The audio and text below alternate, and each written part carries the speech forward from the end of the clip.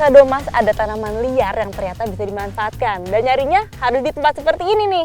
Ikuti jejak saya, jejak petualang.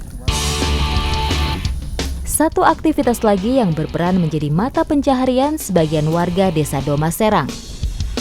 Ditekuni sejak beberapa tahun silam dan diproduksi menjadi cemilan. Nah, ini nih yang kita cari, yaitu umbi rumput teki. Tike ya, Bu? Tike. Kalau di sini sebutnya tike. Tike. Nah, ini dia nih. Jadi dia ada di bagian dalam, cuman karena ini airnya lagi banyak, lagi tinggi, kita tuh harus merogoh sampai ke dalam lumpurnya. Tapi kalau kering dia masih bisa kelihatan. Warga di sini cukup lihai dalam melihat kesempatan. Umbi rumput ini diolah menjadi makanan ringan yang bentuknya seperti emping biji melinjo. Pada saat musim basah atau musim hujan, tanaman ini tumbuh subur di rawa-rawa. Saat kemarau, tanaman mengering pada bagian daun dan menyisakan umbi yang berada di kedalaman 15-20 cm di bawah tanah. Jadi si umbi tike ini kalau dilihat-lihat mirip biji apa ya? Mirip bawang sebenarnya dia, mirip bawang tapi dia lebih kecil dan warnanya kecoklatan. Umbi inilah yang dicari warga untuk diolah menjadi camilan gurih nan renyah yang memiliki nilai jual tinggi. Teh, dapat lagi nih Teh. Kalau nyarinya susah tuh seneng ya. Iya, bener banget kalau nyarinya susah kayak dapat langsung dapet yes. Dan karena emang dia tuh lokasinya ngacak gitu ya Teh. Iya. Dia tuh bener-bener di dalam lumpur, nggak menempel sama si rumput tikenya. Jadi bener-bener harus mengira-ngira.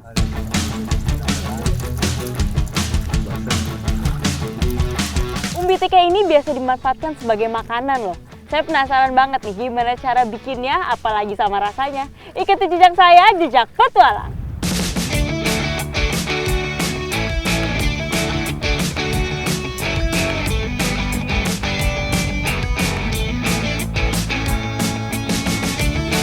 Umbi tike ini akan kita masak menjadi emping tike. Tapi prosesnya cukup panjang nih. Ikuti jejak saya, jejak petualang. Umbi rumput yang telah diambil dari tanah dibersihkan dari semua kotoran, termasuk sisa-sisa akar rumput. Pertama-tama umbi ini harus kita potong bagian rumputnya, yaitu ada di atas dan di bawah, supaya nanti saat digoreng dia tidak gosong dan tidak mengeluarkan rasa pahit. Setelah bersih, umbi ini disangrai hingga layu dan agak kering. Tutup. Berapa lama Teh? Nunggu ini matang. Matang. Oh. Sekitar 2 menit lah. 2 menit aja? Oh, oke.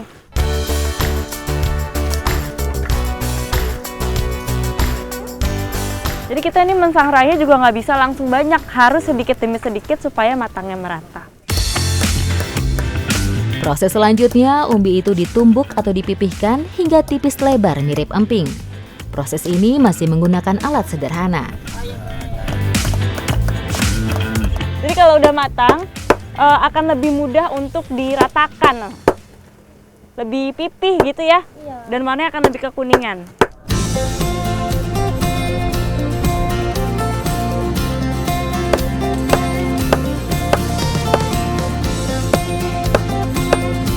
Ini rasanya tuh mirip sekali dengan popcorn yang nggak dikasih bumbu. Mirip jagung ini sebenarnya Teh. Iya. Enak-enak. Umbi yang sudah pipih dijemur selama sehari untuk mengurangi kandungan airnya. Nah, ini umbi teki yang udah rata seperti ini yang sudah pipih harus kita jemur dulu selama kurang lebih 1 jam. Nah, ini ada nih yang udah dijemur sebelumnya sama Teteh. Jadi ini bener-bener mirip banget sama melinjo sebenarnya kalau dari teksturnya. Selanjutnya, emping pun siap digoreng dan disantap. Proses pembuatan makanan ini tidak menggunakan bahan campuran. Ini menggorengnya harus menggunakan minyak yang panas dan tidak butuh waktu yang lama. Jadi benar-benar dimasukin sambil ditekan-tekan lalu dibalik. Nah, nih udah banyak emping tikenya. Mau langsung saya coba. Ayo Pak. Ayo Teh, yuk. Rumput teke mengandung banyak senyawa kimia seperti minyak aromatik, mineral, vitamin, kalsium, dan lain sebagainya. Dari semua kandungan tersebut memiliki banyak manfaat untuk kesehatan tubuh.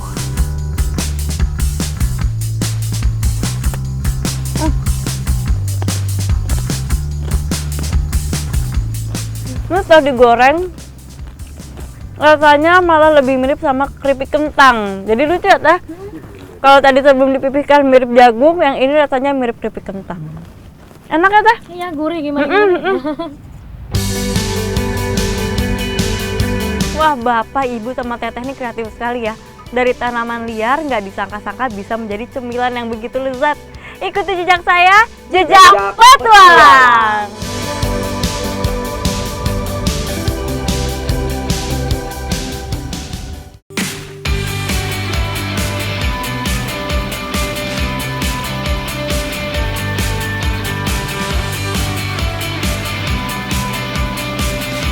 Saya bawa alat yang menyerupai raket tenis, tapi bukan untuk main tenis.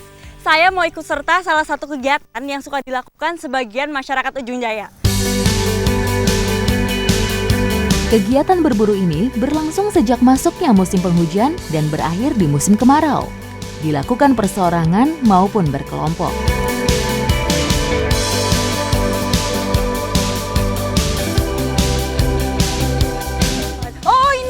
Masuk Pak di sini. Nah, jadi alat ini bukan raket tenis, tapi namanya tampaling. Dan tampaling ini bentuknya berbeda-beda di setiap daerah. Kalau di sini dia menggunakan bobok kok, ini apa namanya? Asepan. Jadi asepan, terus belakangnya ada tempat untuk merangkap si serangganya. Ini bener aja nih, dia terperangkap di dalamnya. Hewan kecil ini mempunyai 22.000 spesies di seluruh dunia dengan berbagai macam variasi dan bentuk tubuhnya. Nah, jadi ini target buruan kita, simet atau belalang. Jadi walaupun kita udah pakai alat, kita harus pelan-pelan ngambilnya. Karena kalau kita berisik, kita kasar-kasar ambilnya, dia justru kabur. Punten simpen, Belalang paling aktif di siang hari, tapi juga terkadang mencari makan di malam hari. Belalang tidak memiliki sarang atau wilayah, dan beberapa spesies melakukan migrasi panjang untuk menemukan pasokan makanan baru. Sebagian besar spesies soliter dan hanya berkumpul bersama untuk kawin. Tampaling ini sebenarnya adalah kegiatan yang biasa dilakukan bersamaan dengan kegiatan lain. Sambil berkebun, sambil bertani, bahkan bergembala. Dan ini biasa dilakukan dari pagi sampai sore hari saat matahari masih terang. Kebanyakan ekosistem belalang lebih menyukai habitat terbuka yang kering dengan banyak rumput serta tanaman rendah lainnya. Meskipun beberapa spesies lainnya hidup di hutan ataupun hutan belantara. Ini kebiasaan tampaling berasal karena belalang ini adalah hama, jadi dia biasa merusak perkebunan, persawahan, dan ini mudah didapatkan di mana aja. Kayak sekarang saya cari di kebun-kebun seperti ini, tujuannya bukan untuk menghilangkan hama, tapi untuk dikonsumsi. Belalang sering dijadikan lauk pauk untuk makanan sehari-hari, sebagian untuk dijual kembali. Dapat, Pak? Wih, gede! Lihat, Pak, warnanya kuning ya? Nah, jadi emang belalang ini ukurannya dan juga warnanya variatif sekali. Ada yang coklat, ada hijau, ada kuning. Ukurannya juga ada yang kecil sampai yang besar seperti ini. Bahkan ada yang lebih besar lagi ya, Pak? Iya. Tapi kalau untuk dikonsumsi, semuanya enak ya, Pak? Nah, saya penasaran nih rasanya gimana sih kalau udah diolah. Ikuti jejak saya, jejak petualang.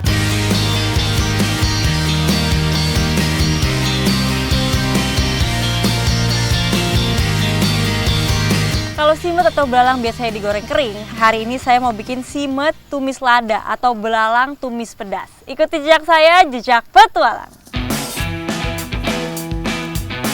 Belalang merupakan hewan yang memiliki beragam jenis kandungan nutrisi penting bagi manusia, seperti protein, vitamin, asam lemak esensial, dan mineral. Bahkan kandungan nutrisinya bisa mencukupi kebutuhan manusia sehari-hari. Nah, ini ternyata belalang ini kalau digoreng mirip sama udang. Kalau dia udah kena panas, udah matang dia warnanya berubah jadi kemerah-merahan. Nah,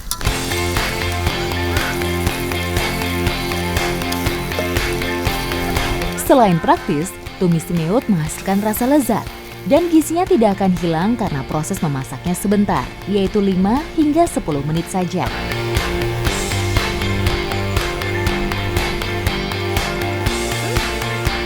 ini rasanya mirip banget sama udang goreng.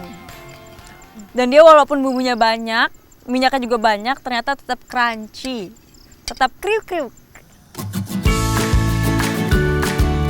Walaupun terdengar kuliner ekstrim, makanan ini berkadar kolesterol dan lemak yang rendah, sehingga baik untuk dikonsumsi siapa saja. Ternyata setelah beberapa suap, rasa serehnya baru terasa nih. Jadi masakannya terasa lebih nikmat karena harum. Dan ternyata serangga yang selama ini kita anggap hama bisa jadi makanan yang begitu baik untuk kesehatan tubuh. Ikuti jejak saya, jejak petualang.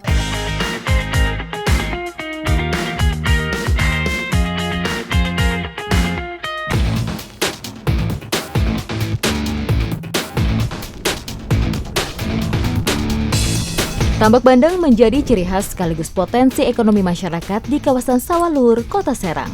Selain dimanfaatkan untuk budidaya ikan bandeng, tambak punya peran lain saat tidak dalam musim panen ataupun sudah tidak terpakai. Sebagian masyarakat di Sawah Luhur mengalihfungsikan tambak sebagai tempat mencari sumber protein. Tuh, saya nyarinya, Kang. Nah, sekarang saya lagi ada di Sawah Luhur. Saya mau mencari sesuatu. Tapi sebelum mencarinya, saya mau cari umpannya dulu nih. Ikuti jejak saya, jejak petualang. Tambak merupakan bangunan berupa kolam yang dapat dimanfaatkan untuk budidaya biota laut yang berpotensi ekonomi. Ratusan hektar tambak di sini juga digunakan mencari salah satu hewan pengganggu di tambak untuk dijadikan umpan. Ini ya, Kang. Nah, ini walaupun banyak lubang, bukan semuanya ada lubang umpan yang kita cari. Jadi kalau lubang umpan yang kita cari itu biasanya ukurannya tidak terlalu besar. Segini ya kurang lebih. Untuk mencari umpan memang tidaklah mudah. Kami harus jeli dalam melihat jejak hewan yang kami buru.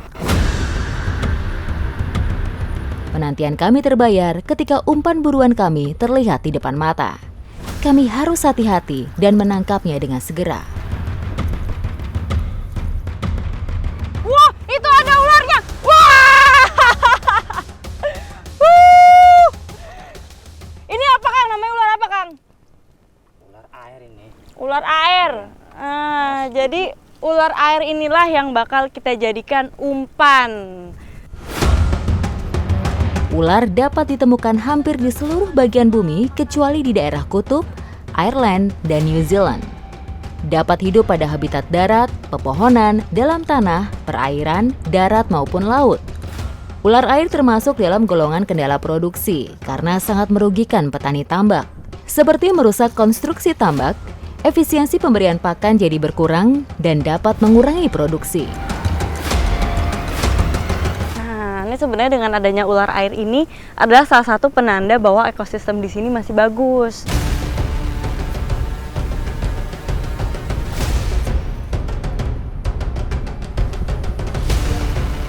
Jadi setelah dipotong-potong, umpan ini akan dimasukkan ke badong. Jadi badong ini adalah sejenis bubu tapi terbuat dari besi dan jaring. Habis ini barulah kita masukkan ke air ya, Kang? Langsung dimasukkan ke air. Jadi ini cara kerjanya seperti ini nih. Nanti hewan yang mau kita cari akan masuk. Nah, kalau udah masuk ke sini dia akan terperangkap. Badong hanya dilempar di tengah kolam tambak. Hewan buruan kali ini terbilang memiliki nilai ekonomis penting dan berprotein hewani yang cukup tinggi. Tak heran masih banyak warga yang mencari guna dijual kembali maupun dikonsumsi sendiri. Nah, ini kalau udah dimasukkan seperti ini tinggal tunggu selama beberapa jam. Biasanya sih 3-4 jam bisa kita ambil. Semoga aja nih badongnya pada ada isinya. Mencari hewan buruan dengan menggunakan badong memang membutuhkan kesabaran. Sebagian warga memasang badong pada sore hari untuk diambil keesokan harinya. Ada pula yang memasang badong berdasarkan waktu pasang surut. Ada juga yang ditunggu selama beberapa jam. Ya, waduh. Ternyata ini untuk narik menggunakan jangkarnya tuh tidak semudah kelihatannya. Tapi saya dapat loh. Wah, ada. Langsung 2. Jadi ini nih yang kita cari-cari, yaitu kepiting. Kepiting tambak termasuk dalam kepiting bakau yang menjadi pengganggu di tambak. Hewan yang termasuk golongan ini sering membuat lubang di pematang sehingga mengakibatkan bocornya tambak. Di samping itu, hewan bercapit ini juga suka menggerogoti kayu yang digunakan sebagai pintu air. Nah, ini harus hati-hati nih kalau mau megang atau ngangkat kepiting sebelum diikat. Harus dijepit di bagian depan belakang dan juga dicapitnya nih, ditekan yang kencang. Perairan yang berlumpur merupakan faktor penyebab utama kehadiran kepiting ini karena terjaminnya ketersediaan makanan. 2 tangkapan pertama kita. Ayo kita ke badong berikutnya, Kang.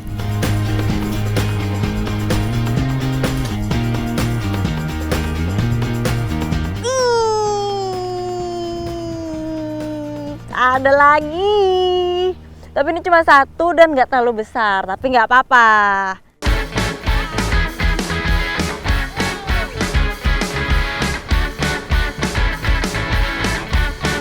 Kita lanjut ke badong terakhir ya. Ayo. Yeay.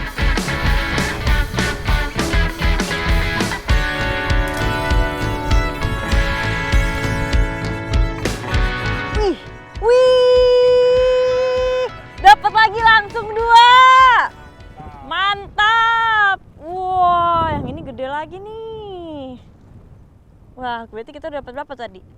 Dapat 5. Kita dapat 5 kepiting. Habis ini langsung kita olah aja. Ikuti jejak saya, jejak petualang.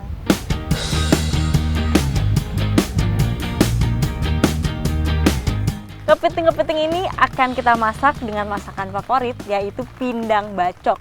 Ikuti jejak saya, jejak petualang. Pindang bacok salah satu sajian favorit bagi masyarakat desa Sawah Luhur. Bumbu tetap menjadi komposisi utama dari olahan ini. Nah, ini kalau semua bumbu udah halus seperti ini, langsung aja kita tumis.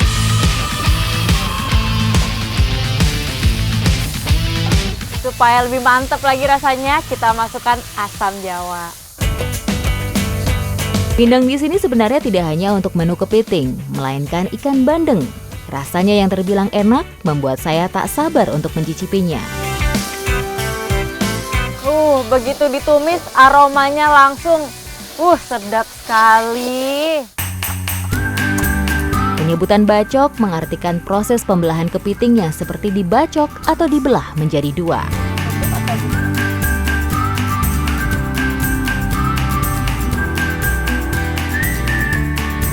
Ini kalau udah ditutup begini, kita tinggal tunggu kurang lebih 30 menit, baru deh bisa kita santap.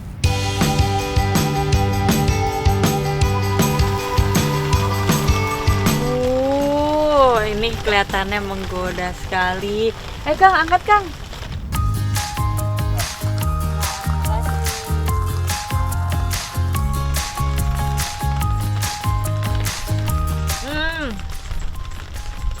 Ini tuh kuahnya percampuran antara asam manis dan juga goreng mentega. Jadi ada asin-asinnya, tapi ada juga pedas-pedas asamnya.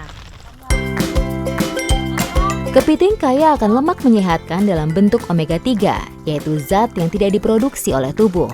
Oleh karena itu, konsumsi kepiting dapat dalam memenuhi kebutuhan asupannya dan baik untuk menjaga kesehatan otak.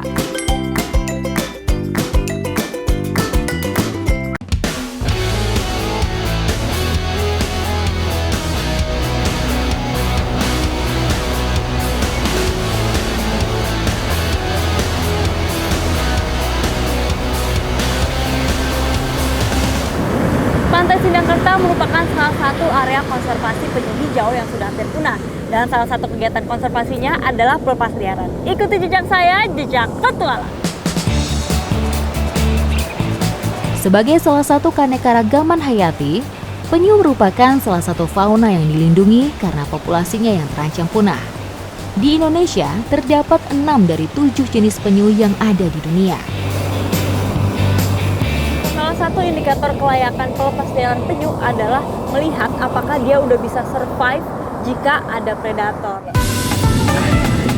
Kalau penyunya udah berhasil survive dari si predator yaitu kepiting, berarti dia udah siap untuk dilepasliarkan ya Kang? Ayo Kang, kita lepasliarkan. Penyu hijau merupakan jenis penyu yang paling sering ditemukan dan hidup di laut tropis. Dapat dikenali dari bentuk kepalanya yang kecil dan paruhnya yang tumpul. Nama penyu hijau bukan karena sisiknya berwarna hijau, tapi warna lemak yang terdapat di bawah sisiknya berwarna hijau. Tubuhnya bisa berwarna abu-abu kehitaman. Nah ini biasanya kalau saat pelepasliaran itu langsung bersama-sama gitu ya Pak. Jadi kita megang satu-satu. Nah untuk sebagai penyemangat kita biasanya memberikan nama-nama untuk tukik-tukik ini. Nah, Bapak siapa nama tukiknya? Reno dan Reni. Kalau gitu aku Gogo dan Toto. Ayo Pak. 1, 2, 3. Ayo kembali.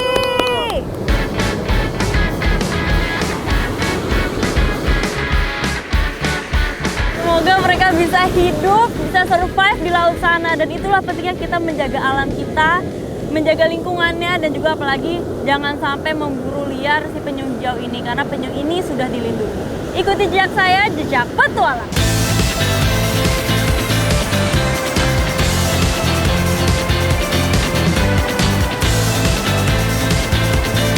Jejak penyu. Oh, nih, jadi kita tuh sekarang mau cari telur penyunya. Dan salah satu cara untuk mengidentifikasi ada atau tidaknya telur, di mana lokasinya, yaitu adalah jejaknya si penyu itu sendiri. Pantai tempat habitat untuk bertelur penyu umumnya landai dan mudah terjangkau dari batas air laut. Posisinya harus cukup tinggi agar dapat mencegah telur terendam oleh air pasang tertinggi.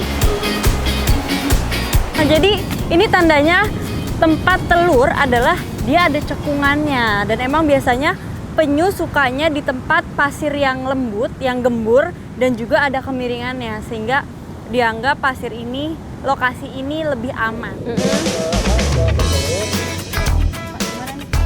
Keadaan lingkungan bersanitasi rendah, lembab, menjadi tempat bertelur yang disukai oleh penyu. Wah, ini ada Bapak.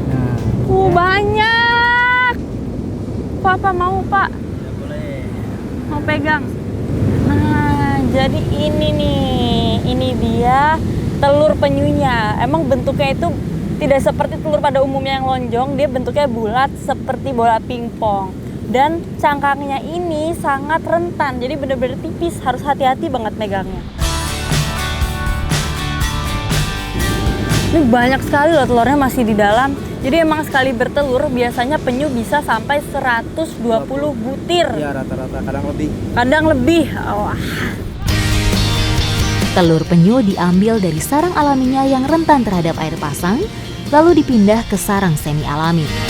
Oke, nah ini telur-telurnya mau langsung kita bawa ke tempat penetasan. Ayo Pak. Siap. Ikuti jejak saya, jejak petualang.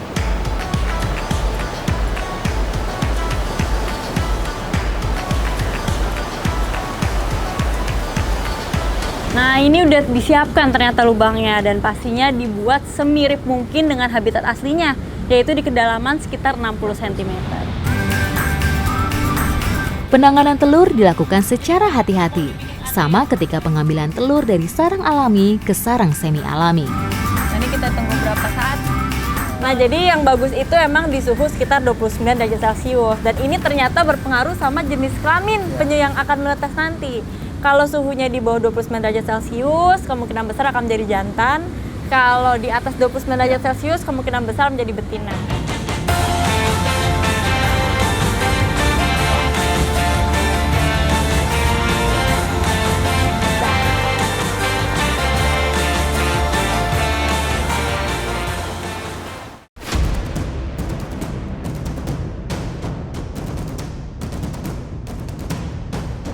Besok di jam yang sama, jam 2 siang, waktunya bertualang.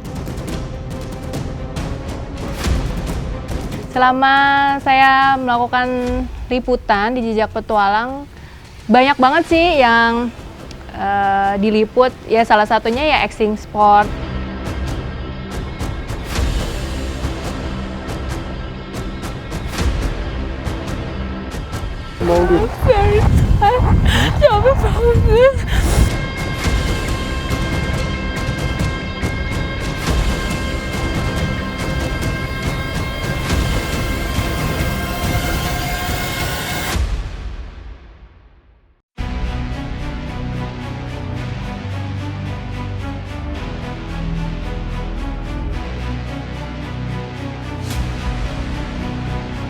Seharusnya kita udah nyampe kaldera, tapi tiba-tiba kita terjebak di dalam badai, kabut tebal, angin kencang.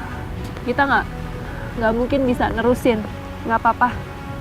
Gunungnya nggak kemana-mana kok, bisa balik lagi.